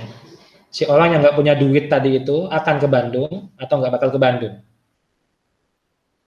Akan ke Bandung dengan jalan kaki atau dia akan pinjem, numpang. Nah, itu decision making-nya sih. Di situ. Jadi ya itu sih motivasinya ya kalau di buku ini ya. Jadi perubahan itu tesnya sih, ultimate test of the leadership gitu. Positive change. Ada lagi? Menarik pertanyaannya. Ada lagi nggak ya pertanyaannya ya? Oh, cuma 1.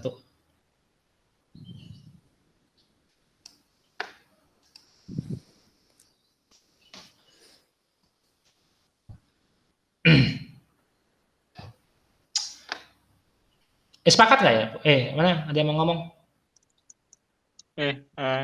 Tanya terkait ini. Tadi kan ngomong perubahan kan, ada targetnya. Kapan perubahan yang kita lakukan itu benar ataupun salah gitu? Jika kita harus rollback ganti cara lain. Ya itu itu ada di bab kemarin sih. Gimana ya? Kayaknya ada di bab kemarin ya. Di bab yang sebelum bolos mesti sugi. Ya, menarik. Jadi di situ punya timeline ya. Mana sih? Jadi misalkan di lari gitu ya, lari setiap hari harus lari gitu. Kemudian berarti kan sekarang problemnya adalah tidur setiap habis subuh tuh ketiduran gitu, bangun udah kesiangan, habis itu ya nggak sempat lari lah, harus kerja kayak gitu kan. Terus kita bilang mau lari 4 km gitu, yaudah tak temenin deh, tak tungguin gitu, misalkan jadi kan kamu bantuin saya untuk menemani saya lari setiap hari gitu, untuk membantu saya mencapai 5 km. Dan itu benar ya, jadi mata uang yang paling berharga itu adalah waktu. Mata uang yang paling berharga itu adalah waktu. Jadi untuk membantu perubahan, tadi itu sih harus set up waktu sih. Waktu, ya ini tergantung tiap orang ya. Aku mau menunggu, oke, tak kasih kesempatan seminggu ya. Seminggu tak tunggu, setiap jam 5:30 aku bakal nemenin kamu lari. Ternyata setelah seminggu ini tuh nggak komitmen seperti itu. Ya udah, diputuskan gitu. Mau di-extend lagi seminggu lagi atau di-stop gitu. Itu nanti karena nanti bakal kehilangan waktu sih. Dan waktu itu adalah tadi tuh mata uang yang paling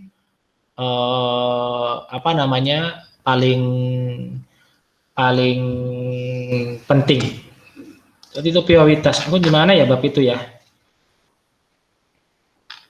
Jadi, nah problemnya tadi itu sih. Jadi kadang-kadang alasannya orang itu saatnya itu too many prioritas gitu ya. Jadi, ya sorry nih aku nggak lari, ini anakku nangis pagi ini gitu.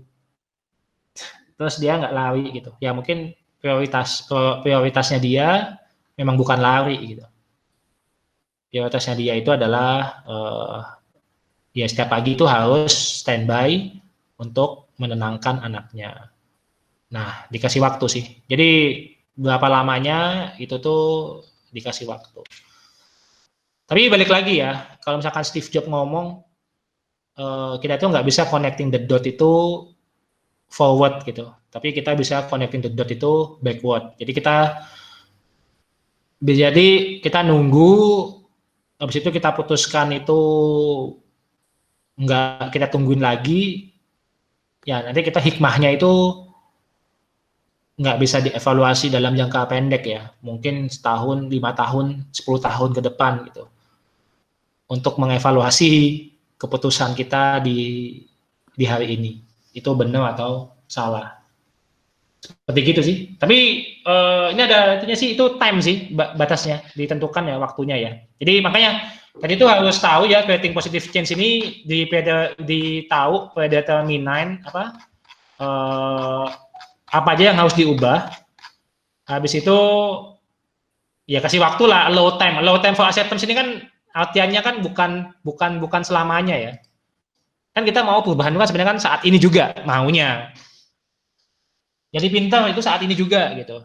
Tapi kan nggak bisa kayak gitu. Nah, kita kasih time, misalkan seminggu, sebulan. Nah, kalau memang sebulan sudah habis waktunya, ya itu memang nggak bakalan bisa berubah sih. Ya di-accept juga sih hasilnya kalau itu gagal. Dan coba cara lain atau cari perubahan yang lain. Seperti itu sih dari buku ini.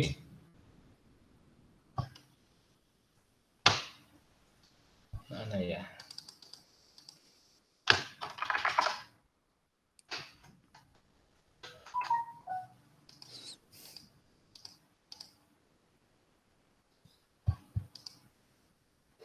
Sini ya. Jadi di buku ini karena banyak yang baru ya. Ini banyak mitos juga di buku ini gitu. Jadi di awal itu why many people don't develop as leader gitu. Jadi banyak orang itu tidak berkembang sebagai seorang pemimpin. Pemimpin ini bukan jabatan ya, balik lagi ya. Pemimpin itu bukan jabatan, tapi di bab 1 itu leader itu parameternya adalah influence. Pengaruh itu ya misalkan aku ngomong ke seseorang itu percaya atau tidak dengan yang aku omongin. Gitu. Seseorang itu mau nggak melakukan tips yang aku omongin. Itu adalah pengaruh. Seberapa banyak inspirasi yang saya menginspirasi orang itu gitu. Itu adalah leadership. Jadi leadership ini bukan masalah jabatan, bukan masalah posisi. Nah, tapi tadi itu banyak orang itu nggak punya pengaruh apapun gitu. Ada atau tidak ada dia, organisasi itu baik-baik saja gitu. Jadi kalau misalkan di keluarga ada ayah atau tidak ada ayah, rumah itu baik-baik aja gitu. Jadi misalkan penghasilannya itu sudah ada, anak-anaknya pendidikannya itu ada ayah atau tidak ayah, itu nggak ada ngefeknya itu, berarti ya si ayah ini itu nggak punya leadership, karena dia nggak punya pengaruh apapun. Dalam konteks perusahaan ada anggota timnya gitu ya, ada nggak ada dia, perusahaan itu tetap jalan. Ada atau tidak ada dia, perusahaan itu tetap go. Nah, itu tuh leadership dia, bahkan tadi itu ya, kita nggak inget dia gitu, perusahaan itu nggak ada yang inget dia, tiba-tiba kita ingat, kok ada gaji buat namanya si Fulan ini siapa ya? Nah, itu kan berarti kan dia tidak ada. Tapi kalau misalkan si X cuti nih gitu, waduh bingung kita, atau si X ini bakal resign, kita bingung. Nah, berarti leadership dia itu besar. Tapi banyak orang tidak mengembangkan dirinya itu sebagai leader. Nah, tapi itu karena punya banyak asumsi gitu. Jadi kalau di sini tuh banyak asumsi. I'm not a born leader, so I can lead ya. Jadi asumsi pertama itu selalu bilang leader itu, pengaruh itu bakat lah gitu. Jadi saya nggak berbakat. Ini mitosnya pertama. Yang kedua, untuk berpengaruh itu butuh titel. Saya ngomong ke si A itu saya percuma lah. Saya harus jadi bos dulu, jadi direktur, baru dia akan dengerin. Tapi belum tentu juga. Bisa jadi gitu. Ada office boy, tapi setiap kali ngomong office boy itu ngomong selalu di okein gitu. Tapi ada seorang manajer setiap kali ngomong dia itu selalu mentah terus gitu. Nah itu mungkin ya tadi title dan seniority itu belum tentu menjadi seorang leader. Berasumsi untuk menjadi leader itu tuh butuh work experience, padahal belum tentu gitu. Karena bisa jadi semakin tua tapi dia nggak nambah ilmunya ya, nggak dia tambah tua sih, tapi nggak tambah baca bukunya, nggak tambah pergaulannya, nggak tambah mindsetnya, ya enggak gitu. Tapi ada anak muda belum pernah kerja gitu misalkan ya, tapi dia bacanya banyak banget. Nah bisa jadi dia punya inspirasi banyak dan itu pengaruhnya itu besar. Ya terus ini ya, ada orang bilang nantilah setelah di posisi tertentu atau di waktu tertentu baru aku mulai untuk belajar menjadi leader gitu. Nantilah, saat ini aku posisiku cuman programmer biasa gitu. Nantilah kalau aku udah ditunjuk jadi manajer, baru aku akan belajar bagaimana mempengaruhi orang lain, bagaimana leadershipku itu berkembang. Nah, jadi ini dia juga dulu sih. The last assumption has been the most frustrating to me as teacher of leadership gitu dia bilang. Jadi frustasi juga sih. Jadi ya ini si penulisnya itu kalau ada orang yang menunggu-nunggu gitu. Nantilah kalau sudah dapat posisinya baru coba gitu. Nah, itu tuh frustrating banget sih. Ya, ini pokoknya ini ada when opportunity comes is too late to prepare gitu ya. Jadi opportunity itu nggak harus di-grab cepatnya ya. Nggak bisa ditunggu-tunggu gitu. Nanti deh kalau udah siap. Nah, justru kesempatannya udah kelewat ya gitu. If you start learning about leadership now, not only will you increase your opportunities, but you will also make the most of them when they arrive gitu. Jadi belajar itu bukan besok, tapi ya sekarang sih belajarnya. Kalau besok-besok, ya besok lagi. Jadi kata yang paling utama sih ya now sih ya, do it now itu penting banget ya. Seperti itu.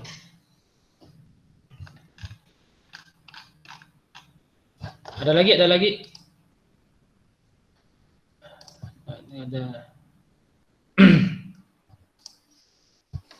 Silakan. Yang Anita, siapa nih? Kalau ada pertanyaan ya. Atep, ini mumpung jadi kelas private nih. Anita, Mbak Nur. Anonymous, silakan Anonymous. Sekarang ternyata udah ada fitur Anonymousnya nih di Google Stat nih. Oh enggak.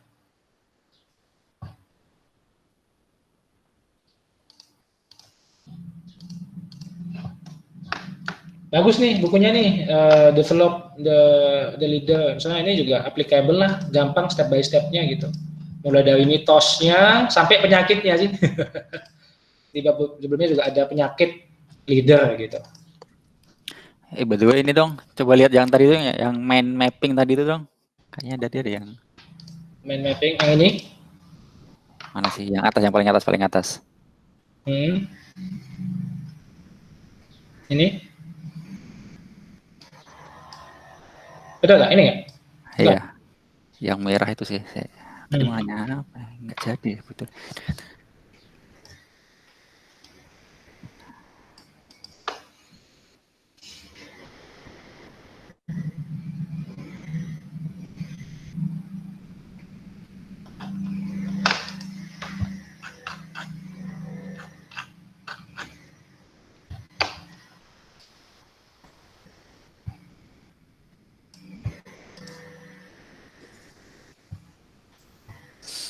Enggak sih. Enggak, tadi tuh mau nanya.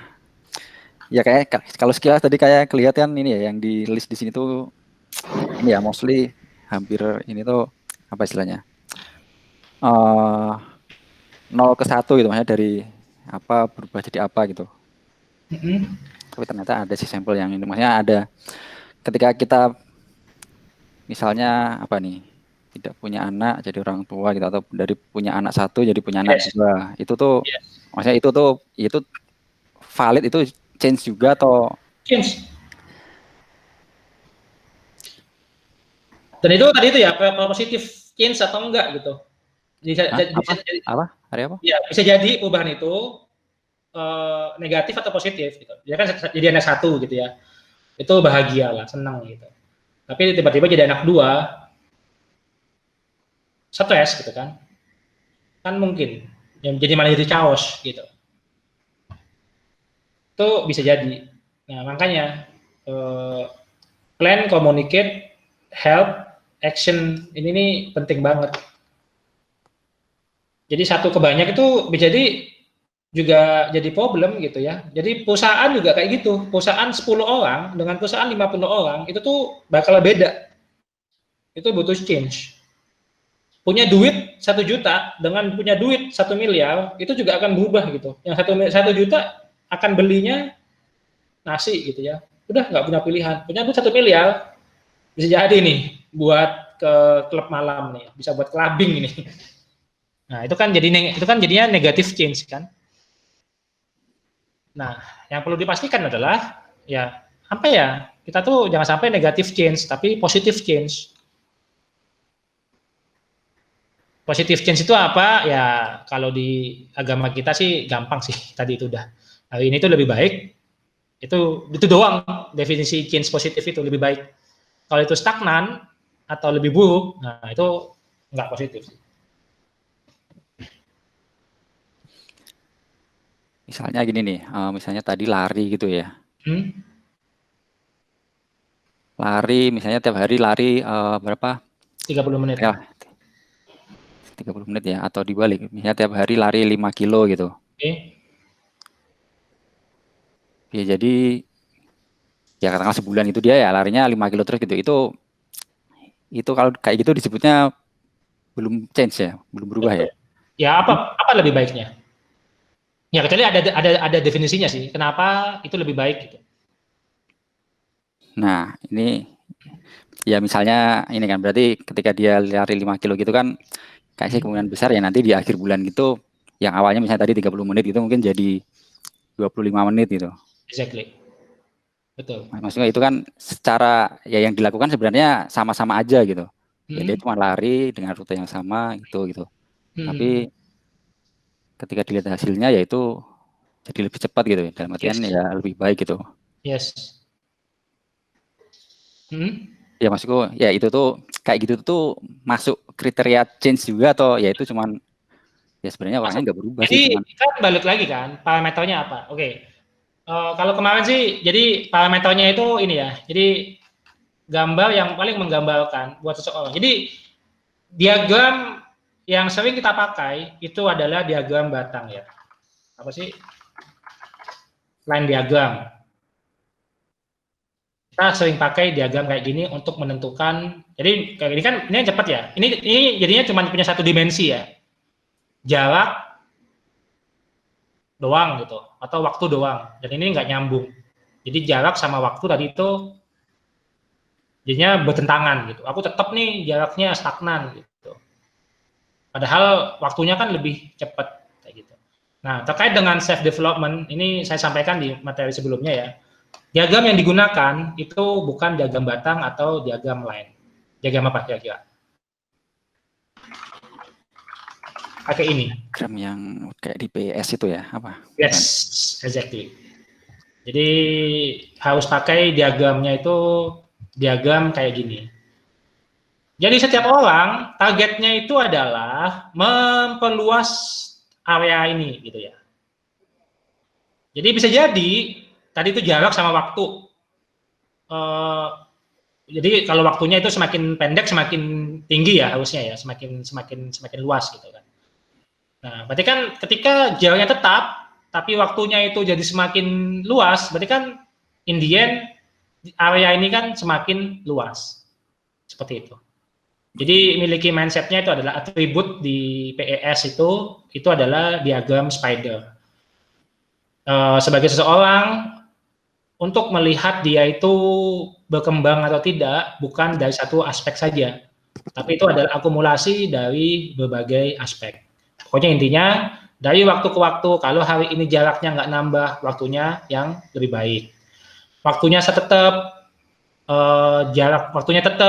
jaraknya tetap, tapi misalkan rutenya baru, sehingga jadi tahu tempat-tempat baru. Rutenya tetap, jaraknya tetap, waktunya tetap, tapi misalkan dengan teman baru, jadi memperluas networknya. Nah, kayak gitu sih. Jadi diagram yang digunakan, jangan menggunakan diagram line atau diagram batang, tapi gunakan untuk self development itu adalah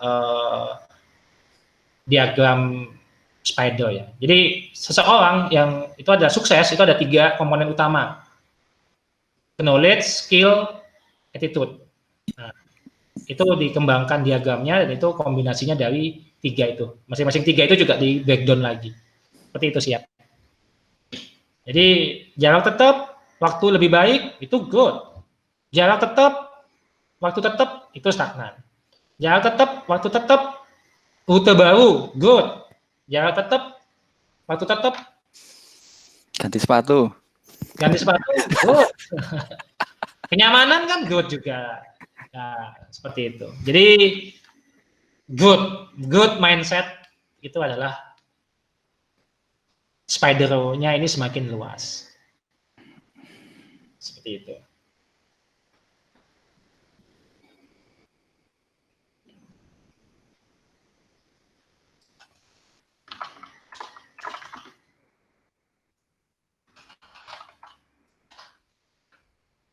Ada sih. Ya, betul. Inilah. Ini kalau kita suka main game ini juga itu kan kelihatan ya. Ya atributnya banyak kita itu. Happy lah tumbuh 1. Bahkan juga bisa jadi ya kita turun 1 gitu ya, tapi yang lain tuh naik 2 gitu. Itu juga bisa. Jangan bersedih gitu. Karena tetap ujung akhirnya kan tetap good gitu sih. Oke, ada lagi pertanyaannya? Menarik. Saling belajar.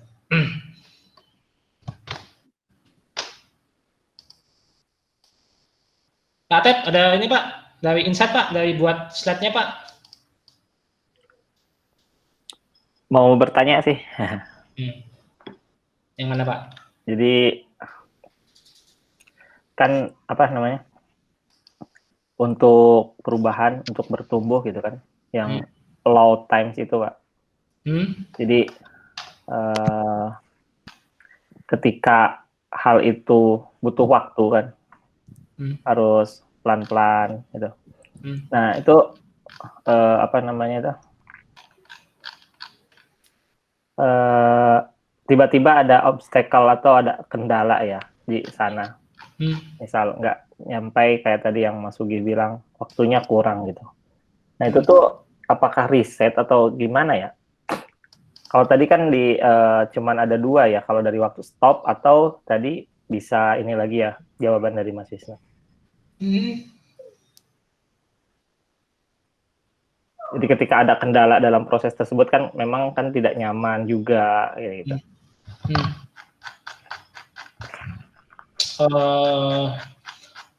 Sebenarnya sih ini juga udah dijawab sih ya. Harus tahu dulu juga sih. Jadi kan perubahan itu kan susah ya.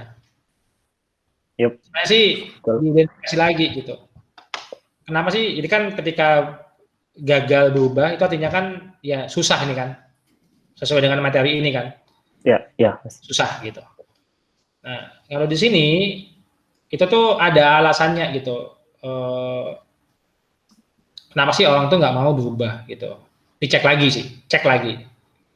Kok itu gagal ya? Kenapa ya? People feel awkward and self-conscious doing something new. dia tuh nggak mau melakukan hal yang baru, gitu, gugup gitu. Jadi aku lagi waktu kebelakangnya aku lagi suka nonton stand up comedy gitu ya.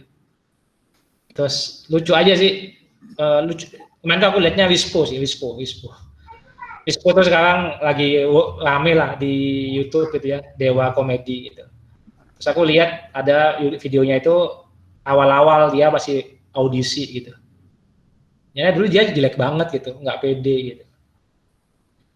Nah, jadi orang tuh ketika memasuki hal yang baru itu tuh gugup gitu.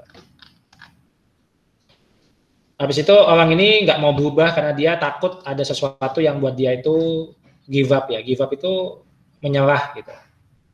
Tadi itu lari 5 kilo. Fokusnya itu berat ya 5 kilo itu. Aduh lah nggak kuat lah 5 kilo. Orang pasti by default tuh kayak gitu. Baca buku 1 minggu sehari. Aduh 1 minggu sekali kali. Nggak ada waktu gitu. Waktu untuk jangankan untuk baca buku. Untuk nyiapin makanan aja ini udah nggak sempet lah. Orang tuh kayak gini, give up tuh menyerah ya. Jadi orang tuh bakalan fokus ke yang dia menyerah. Ayo dong, kamu jadi project manager gitu. Aduh, aku tuh nggak sanggup kalau aku harus ngadapin klien yang bawel. Orang tuh bakalan bilang ke sesuatu yang dia bakal fokus ke sini sih. Ini udah by research ya. Itu fokus ke what they will have to give up. Ya. Habis itu orang tuh nggak mau tampak bodoh. Jadi orang tuh nggak mau dia tuh tampak bodoh. Jadi dia tuh maunya misalkan main game gitu ya.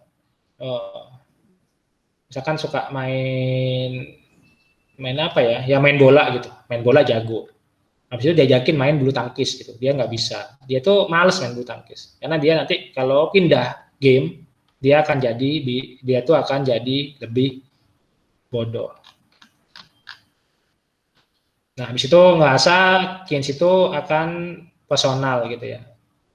Nah, ya dia sendirian gitu, berat lah gitu. Nah, identifikasi dulu. Perubahan itu gagal itu karena poin yang mana gitu ya. Poin atau 4. Nah, bisa jadi gagal ya, nggak berubah dan nggak ada 4-4-nya. Mungkin nggak? Jadi ada 1 poin lagi sih di sini. Ya, memang nggak bakal bisa berubah. Coba, ubah batu jadi emas. Mungkin apa enggak? Enggak. Padahal batu nggak malu tuh jadi emas. Batu itu nggak menyerah untuk jadi emas. Mau dah, diapain aja dah. Dia nggak bakal pernah ngeluh tuh, batu tuh. Ya nggak? Mau dipanasin kayak pernah dengar batu teriak, aduh panas gitu. Dia nggak bakalan pernah give up lah. Nggak takut bodoh dia udah ditendang-tendang, udah biasa aja lah si batu itu, ya kan? Ya. Dan udah ini nggak sendirian, banyak batu yang dibarengin gitu. Dan dia tetap gagal menjadi emas. Kenapa? Ya karena memang yang nggak bisa diubah gitu. Nah, jadi mungkin ini step by step-nya sih kayak gitu sih ya. Jadi allowing time-nya tadi itu menjawabnya ya kita cek gitu. Oke. Ada 1 orang perubahan, itu apakah dia tuh nggak mau berubah karena ada 4 faktor ini, sehingga kita bisa kasih sama. Jadi dia mampu sebenarnya, tapi dia butuh waktu untuk ayo belajar, ayo latihan, ayo belajar, ayo latihan gitu. Ayo tanya gitu. Atau kita putuskan, oh iya ya memang nggak bisa gitu. Batu jadi emas tuh impossible. Ikan nila jadi ikan gurame itu impossible, ya kan? Ya udah kalau mau cari emas gitu, jangan cari batu. Ya beda gunanya antara batu sama emas, seperti itu. Accept that juga sih.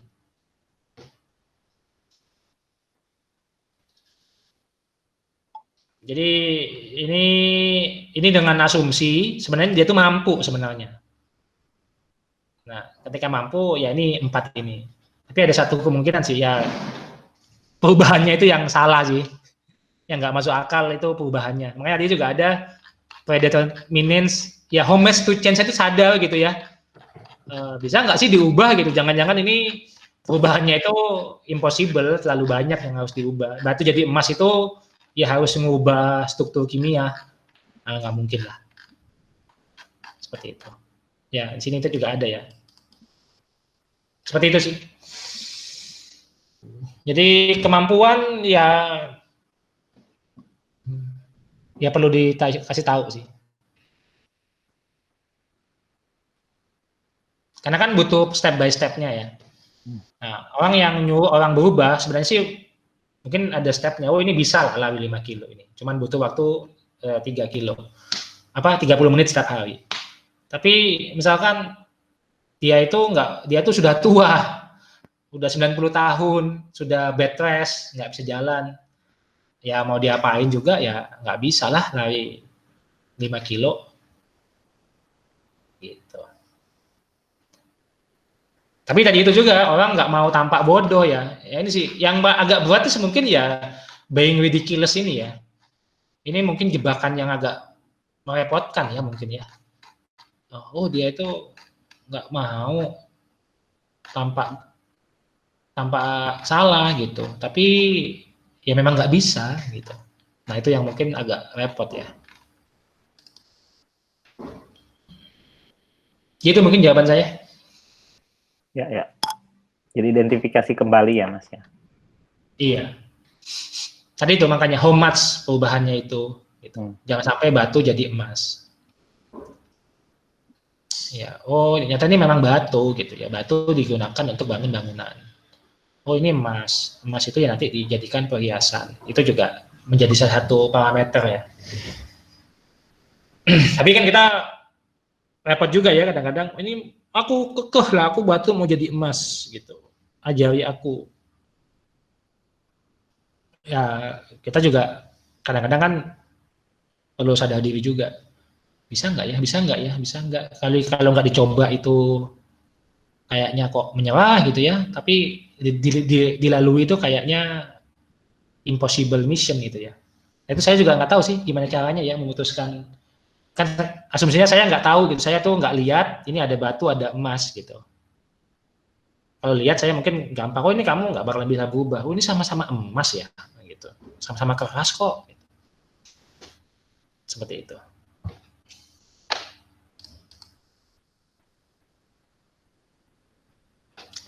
Oke, ada lagi.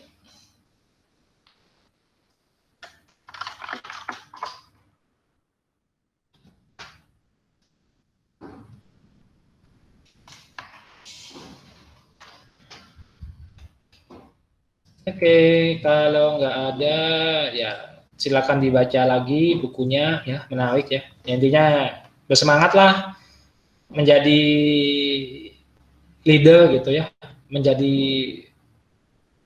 mempengaruhi orang lain. Enggak, itu leader nggak mesti juga orang lain juga sih, sorry. Leadership itu juga bisa juga untuk pribadi gitu ya. Mempengaruhi diri sendiri. Mempengaruhi diri sendiri. Itu intinya mempengaruhi diri sendiri untuk lebih baik itu juga tes gitu. Nggak pernah baca buku jadi baca buku itu kan juga ujian juga kan. Nggak tahu tentang sesuatu hal jadi tahu itu kan kita nggak usah ngomongin ngubah orang lain ya, leadershipnya pengaruh. Ya udah mempengaruhi diri sendiri bisa apa enggak kayak gitu. Ya manfaatnya tuh banyak ya. Balik lagi ya ke aspek spiritualnya satu ya. Kita harus lebih baik daripada hari sebelumnya. Yang kedua, ya ini tentang dakwah gitu ya. Jadi kewajiban setiap orang itu untuk berdakwah. Berdakwah itu apa? Mengajak orang ke kebaikan. Gitu. Mengajak orang lain dan diri sendiri kepada kebaikan. Itu adalah dakwah. Ya dakwah perintah ya dan balasnya surga gitu. Seperti itu. Jadi mari kita semangat untuk mengembangkan leadership di diri kita, karena pahalanya surga gitu. Karena ada gitu. Tapi kalau kita nggak bisa mengembangkan leadership kita kehilangan kesempatan untuk masuk surga. Ya, jadi mungkin itu yang bisa saya sampaikan, yang bisa Atep sampaikan. Terima kasih Pak Atep sudah bantu nyiapin materinya. Terima kasih semuanya yang sudah hadir ya. Semoga bermanfaat bagi kita semuanya. Ya, wassalamualaikum warahmatullahi